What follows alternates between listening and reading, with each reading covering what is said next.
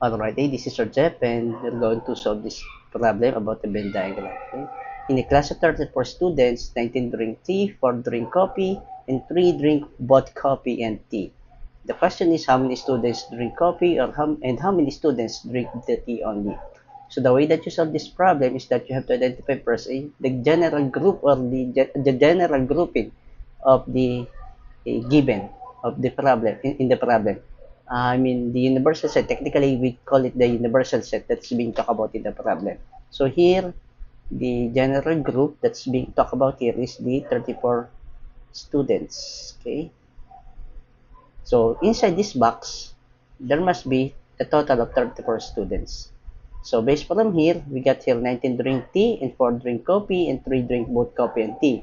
If we're going to identify the subset or the another grouping within those students, we have students who drink the tea and we have the students who drink coffee only. Okay, so there are two types of students, those who drink tea and coffee. And to be able to denote that one, we're going to form a circle, eh, which will represents those students that are drinking tea, and another circle for those students who are drinking coffee.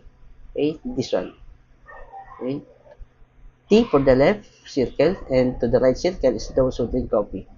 Now, it says that there are three drink both coffee and tea. Okay? So we have to put it inside here, and we're going to put it in the overlapping space between the two circles because this part here represents those who drinks both tea and coffee. As you can see, the number 3 is inside the circle of T and also inside the circle of C.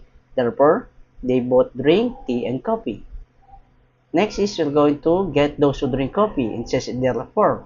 So if there are 4 who drinks coffee, inside the circle of the coffee here, on the right side, on the right side, it says that there are already 3 students. So therefore, to make it 4, we're going to subtract 4 minus 3 is equivalent to 1. We have 1 remaining students who drinks coffee.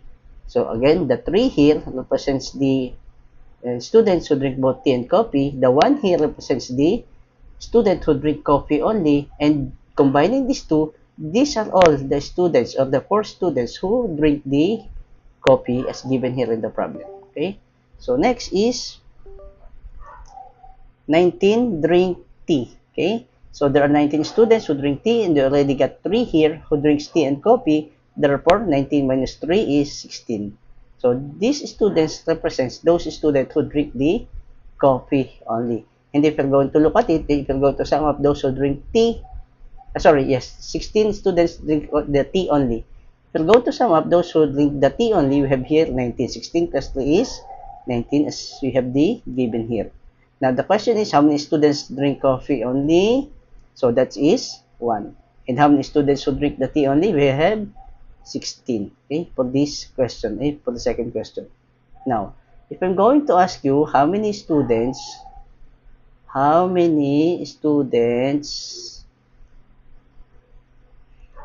don't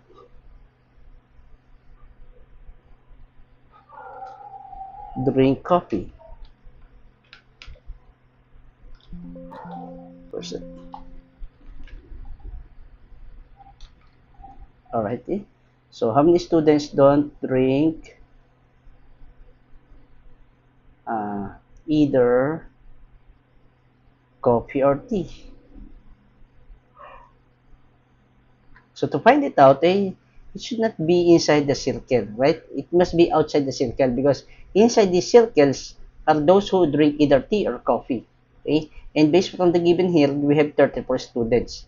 But if you're going to check it, 16 plus 3 plus 1, of those students who either drink tea or coffee are only 20, which is 16 plus 3, 19 plus 1 is 20. Okay? So, to be able to find out how many students remaining, that means those are the students who doesn't drink tea or coffee, we're going to subtract it from 34 minus 20. Again, the 20 came from 16 plus 3 plus 1. So, we have here 14 remaining students. So these students actually represents those students who doesn't drink either coffee or tea. And if we're going to sum it up, we have 34 students here. Okay, so 20 plus those who drink coffee and tea, and 14 those who doesn't drink coffee or